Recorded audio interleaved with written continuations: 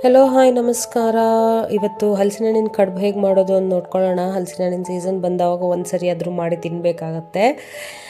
ಹಲಸಿನ ಹಣ್ಣಿನೆಲ್ಲ ಚೆನ್ನಾಗಿ ಬಿಡಿಸ್ಕೊಂಡು ಇದನ್ನು ಸಣ್ಣ ಸಣ್ಣ ತೊಳೆಗಳನ್ನು ಸಣ್ಣ ಸಣ್ಣ ಪೀಸಾಗಿ ಮಾಡಿಟ್ಕೋತಾ ಇದ್ದೀನಿ. ಯಾಕಂದರೆ ಮಿಕ್ಸಿ ಜಾರಿಗೆ ಹಾಕೋದ್ರಿಂದ ಅದು ಸಿಕ್ಕಾಕೊಳ್ಬಾರ್ದು, ಚೆನ್ನಾಗಿ ನೈಸಾಗಿ ರುಬ್ಬಬೇಕು ಅನ್ನೋ ಕಾರಣಕ್ಕೆ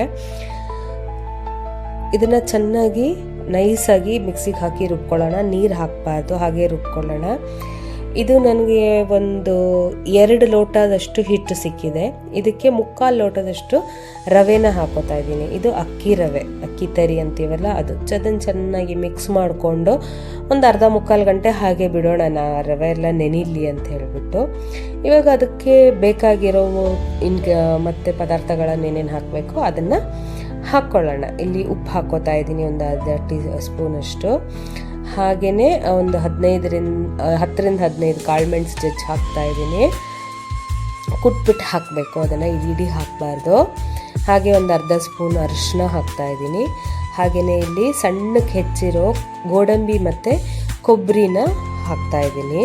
ಇದು ಆಪ್ಷನಲ್ ಇದೆ, ಬಟ್ ಅದು ತಿನ್ನಬೇಕಾದ್ರೆ ಹಂಗೆ ಒಂದೊಂದು ಸಿಕ್ಕಿದ್ರೆ ತುಂಬಾ ಟೇಸ್ಟ್ ಆಗಿರುತ್ತೆ.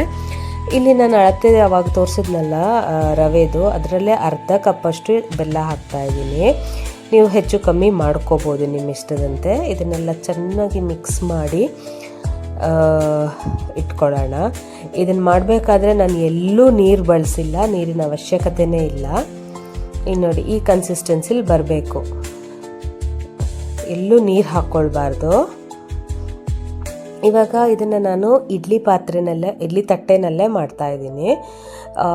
ಬಾಳೆ ಎಲೆಯಲ್ಲಿ ಹಾಕ್ಬಿಟ್ಟು ಬೇಯಿಸ್ಕೋಬೋದು, ಅಥವಾ ಸಾಗವಾನಿ ಎಲೆ ಅಂತಾರೆ, ಅದಕ್ಕೆ ತೇಗ ಎಲೆನೂ ಅಂತಾರಂತೆ. ನನಗೆ ಅದ್ರ ಬಗ್ಗೆ ಅಷ್ಟು ಐಡಿಯಾ ಇಲ್ಲ, ಬಟ್ ನಾವು ಸಾಗವಾನಿ ಎಲೆ ಅಂತ ಕರಿತೀವಿ ನಮ್ಮ ಮಲೆನಾಡಲ್ಲಿ. ಅದರಲ್ಲಿ ಮಾಡಿದ್ರಂತೂ ಇನ್ನೂ ತುಂಬ ಟೇಸ್ಟಾಗಿರುತ್ತೆ.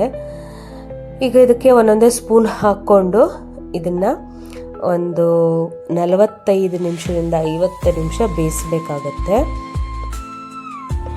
ಇಡ್ಲಿ ಪಾತ್ರೆಯಲ್ಲಿ. ನೀವೆಲ್ಲರೂ ಒಂದ್ಸರಿ ಟ್ರೈ ಮಾಡಿ, ಹಾಗೆ ನಿಮ್ಮ ಫೀಡ್ಬ್ಯಾಕ್ನ ನನಗೆ ತಿಳಿಸಿ. ತುಂಬಾ ಟೇಸ್ಟ್ ಆಗಿರುತ್ತೆ. ಇದಕ್ಕೆ ಏನೂ ಬೇಡ, ಬರೀ ತುಪ್ಪ ಅದರಲ್ಲಿ ತವ ಮೇಲೆ ಕಾಯಿಸ್ಕೊಂಡು ತಿನ್ನೋಕ್ಕೂ ಚೆನ್ನಾಗಿರುತ್ತೆ, ಅಥವಾ ನಮ್ಮ ಕಡೆ ಚಿಕನ್ ಸುಕ್ಕ ಹಾಕ್ಕೊಂಡು ತಿಂತಾರೆ, ಆವಾಗಲೂ ಚೆನ್ನಾಗಿರುತ್ತೆ.